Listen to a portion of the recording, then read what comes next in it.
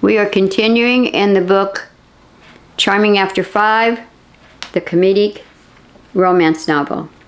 We're in chapter 17.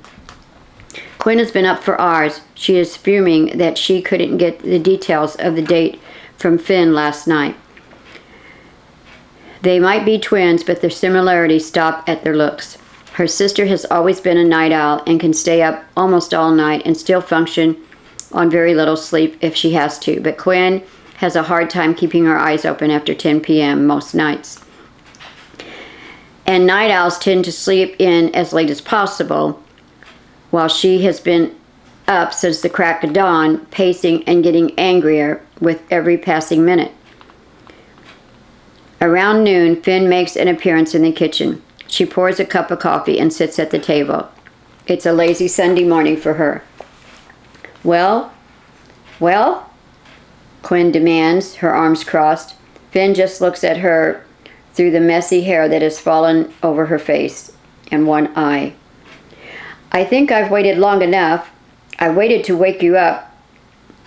I wanted to wake you up at 6, but I let you sleep. So now, tell me, did that date go well? Quinn commands her sister to speak. That would depend on whose side you look at, Finn answers. And what does that mean? Quinn throws back.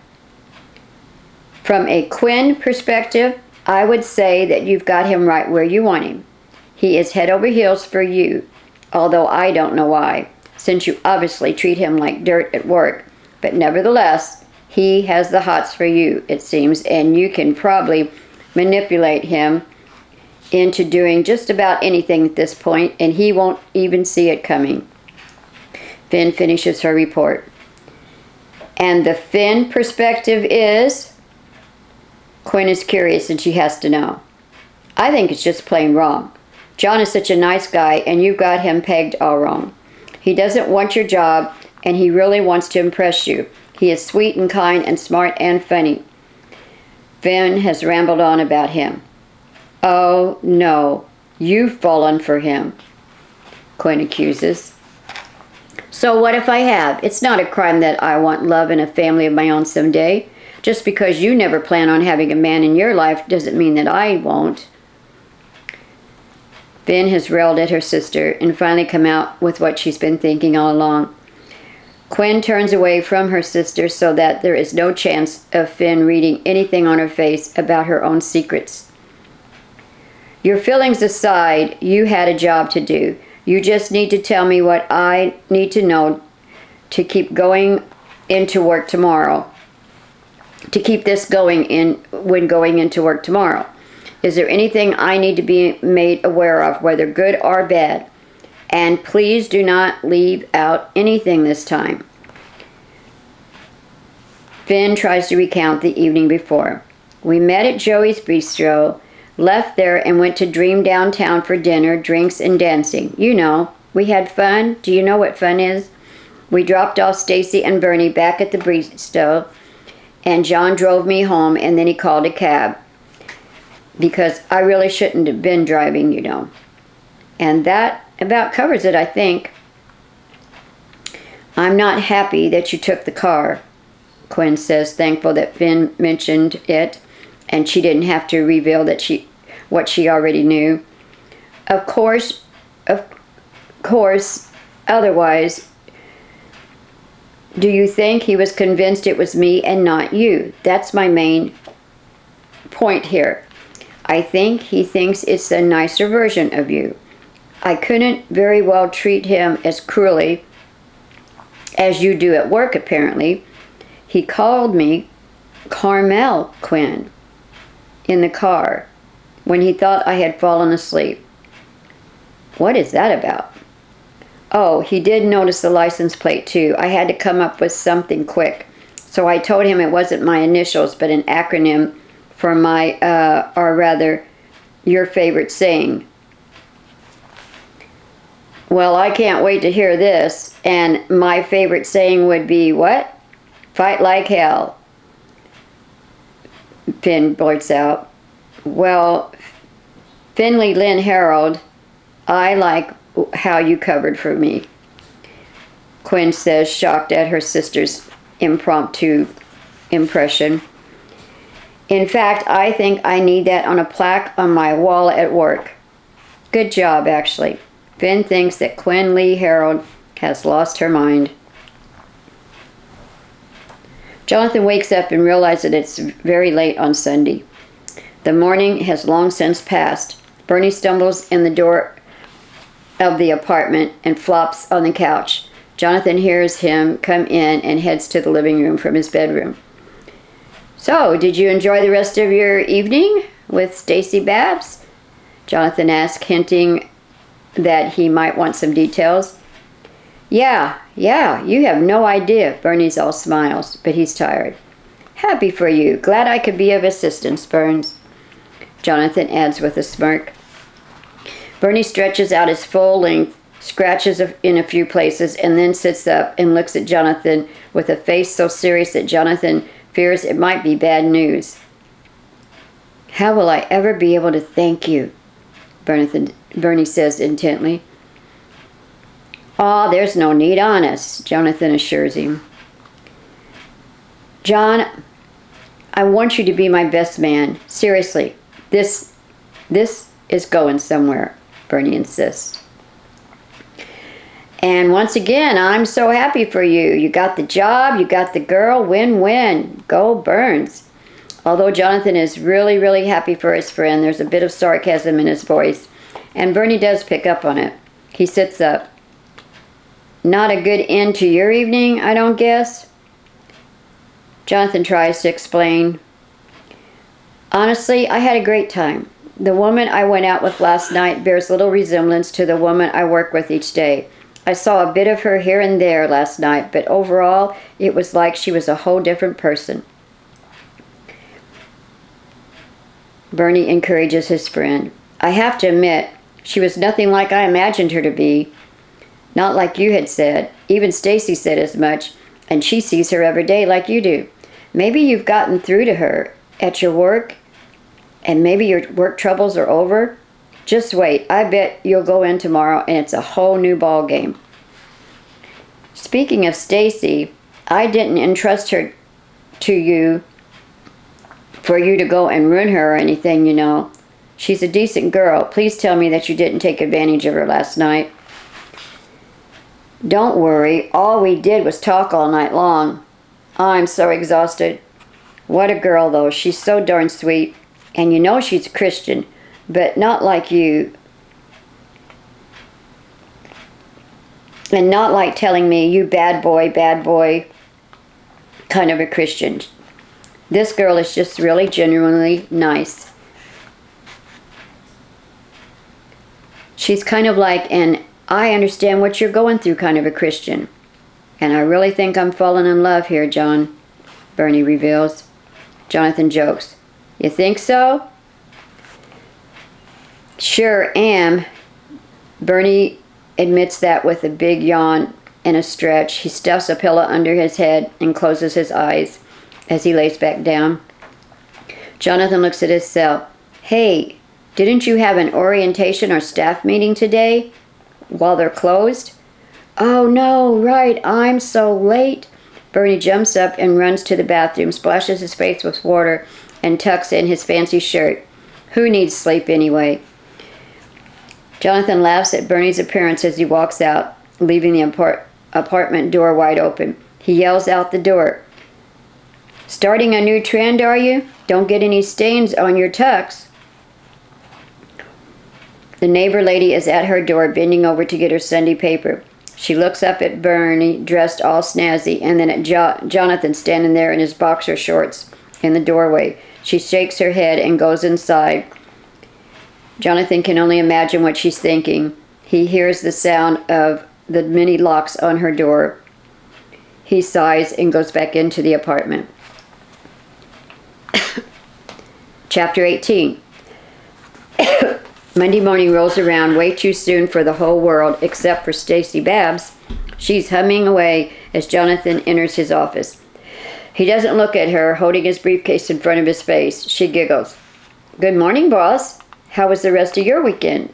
She asks. He had wanted to call and talk to Stacy all day the day before to get her opinion of Quinn from that Saturday night, and now that he sees how happy she is, he hates to complain and ruin her day. He turns the subject to her and Bernie. Okay, I know you're just being polite and you really want to talk about something else, so spill. Go on and tell me how much you like my best friend. How it's such a miracle and an answered prayer. I can just hear you thinking that in your brain. And it's meant to be and all that in the stars. Am I right, Stacy? Oh, it's gone way past liking this guy, but what I want to know is, what did Bernie say about me? Jonathan begins. He was too exhausted to even speak. Did you two go jogging or swimming? On second thought, please, do not explain one thing to me, Jonathan begs. She looked hurt. He said nothing about our evening together? Jonathan hints. Burns is so taken with you, Stacy. I probably shouldn't say this, but... Stacy orders. You better not stop there. You simply have to finish that sentence. You always make me finish my sentences. Jonathan divulges some information. Right. Okay. He's serious enough to already be talking about a future with you, girl. Stacy blushes. He really said that? Yeah. He said that right before he rushed off to his orientation at Joey's Bistro, with no sleep, mind you. He was pumped. Was he still in his tux? Stacy could picture him running out the door. Yep. Oh no, I probably should have let him get some sleep. But we had so much to talk about, you know. But yet, Stacy still feels bad. Bernie's a big boy. He came home, took a long nap, and was back at work today. And speaking of work, how about we get some work done today? Let's get down to business. Jonathan sounds serious. Wait, work? Stacy is confused. You're not going in to see Quinn first thing this morning and give her her latte? Here it is, this latte. I'm kind of afraid to see her today. I had such a great time with Quinn, and I really saw a different side to her that made me fall for her even more. I think I would be crushed completely if she was back to her cranky Quinn self this morning. There's only one way to find out, Stacy informs him. I saw a different side of her too, almost like the Carmel Quinn that we see around here on her nice days. Once or twice a month. There was something there between the two of you too. A girl can just tell about these things, you know. You need to go in and see her. Jonathan throws back at her. I thought you said to stay away from her. That was before Saturday night. It's gone way past that for the two of you too. She really likes you, I know. I can tell. So you just have to pursue this and see where it goes. I don't know, Stacy. We are dealing with a split personality here, maybe. And she might need professional help. And I'm not the one to help her. I would just make matters worse for her. Until she had a reason to change, she was never going to change on her own. But you have waltzed into her life now. Give her a reason to change, Jonathan. Stacy is adamant. Still, I don't know, he sighs. Regardless, this is a work day. Go upstairs and see if we can get any work for this week. He takes a deep breath. Okay then, I'm going. You go upstairs. I'm going to see Miss Herald, and we'll see if she will even speak to me this morning. I don't know what I'm going to do if she acts like this weekend never happened. Good plan. Fill her out. May I suggest that you don't make any final decisions until later? Stacy's full of advice. Jonathan asks, why later?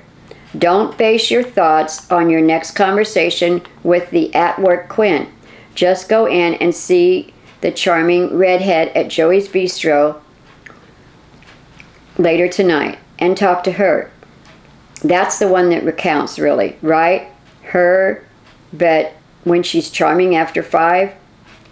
Stacy looks down the hall and pops her head back into the office. This daytime Miss Herald, she is nothing more than a phony. And you know it. She's all put on to keep up her pretenses and to put fear into everyone. The other one, the Quinn we were with Saturday night, she's the one you're really after. Am I right? Stacy's very perceptive. You are very wise for a mere first assistant, Jonathan smiles jokingly. Why, thank you, sir. Stacy's face gets all twisted up. I think. Jonathan replies, I'll try not to take it too personal if she dismisses me or acts like nothing's happened. I know her work face and her work tone. I will do as you ask and try to see that this workday persona is something she feels she just has to continue here in the business world. I just hope I can make her realize that she doesn't have to pretend like that around me. Fair enough. I'm going upstairs now. Hey, Stacy, did you ever consider that I came to work here just so you and Bernie could meet? You know, I did think that. But Jonathan, Bernie and I could never be completely happy knowing this experience has ended up making you so miserable. With that, Stacy hands him the latte, turns and leaves. Jonathan smiles at the sweet person that she truly is. And he thinks to himself, Burns, if you cop out on this girl and break her heart, you will have to deal with me. It's a long walk down the hallway. Jonathan goes to Quinn's office door. He knocks firmly, determination apparent in the force of his fist and knock. She calls for him to come in. What brings you into my office this morning, Mr. Walters? Did your first assistant not retrieve your workload for the week? She sees what's in his hand. Oh, my latte. She replies coolly. Stacy is headed upstairs right now. I just wanted to slip in and say good morning. And I just wanted to say that I had a great time Saturday night. Jonathan is hurt already, but refuses to let her demeanor affect him. That's nice, she states abruptly. Well, I'm late for a meeting. Excuse me, will you, Mr. Walters? She takes the latte out of his hand. And thank you. I will take this into the meeting with me. Certainly. Glad to do this for you, Miss Herald, Jonathan announces just as coolly as she had to him. Yes, well, good day, Mr. Walters. Jonathan dismisses him, but is not quite as firm this time. Same to you, Miss Herald. When Stacy returns from the 9th floor, Jonathan is seated at his desk with a blank stare on his face. She enters and drops some files down on his desk. A soft thud is heard in that deafening silence in the office. She's hesitant to ask, seeing how he looks, but does. How did it go? She was very cordial. Well, for her, you know. All in all, it went pretty well in a let's keep to this supervisor subordinate way we do things on this 5th floor. I got the point that she didn't want to reference Saturday night at all. Okay. Jonathan breathes a sigh of relief. He explains, I can appreciate the predicament that she is in. Stacy has a smile on her face. Sounds like progress to me, though. And they had the work already again upstairs this time. It's not as much of a mess either. It's not perfect, but it's getting there. Yes, I believe we may have made some definite progress here. Subtle though she is, it's not much to hang my hat on, but a positive move forward. It would appear to be so. We need to work on IT and the computer program, though, and then we'll see what this evening brings over at the bistro. Jonathan is thankful for the small steps that are getting him closer to Quinn. Well, I will say a prayer for you, Jonathan. Do you want me to go with you for moral support this evening, I mean? Stacy's not very slick or subtle. It's a free country, and you're welcome to go there any time and see Bernie, Stacy. That's what you're already intending to do anyway, right?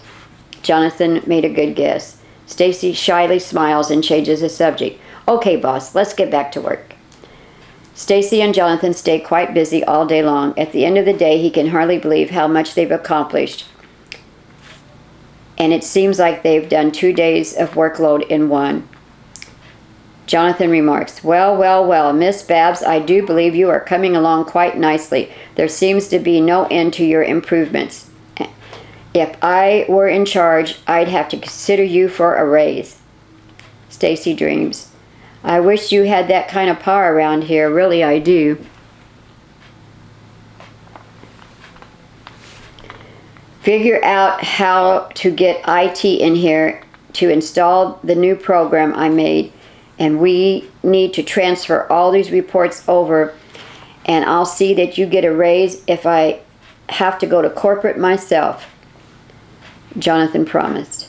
Actually, I am working on that. Little by little, I am getting in good with the 9th floor folks. They see that we are serious about doing our job, not just grabbing the paycheck at the end of the week. He looks around at their desks. Good, so keep at it. Honestly, I'm very pleased with our efforts today. Stacy stands up. Good, I guess we should stop now? Jonathan stands also and stretches. Stacy grabs her jacket and purse, and they both walk towards the door. He turns out the light. They are the last ones to leave for the day once again. They've stopped turning in overtime as was demanded, but can't seem to break away right at 5 most days anymore. Jonathan announces, to Joey's we go. Stacy just smiles, knowing she will get to see Bernie today. We'll stop right here in the book Charming After 5, and we'll continue with chapter 19 and the next audio reading.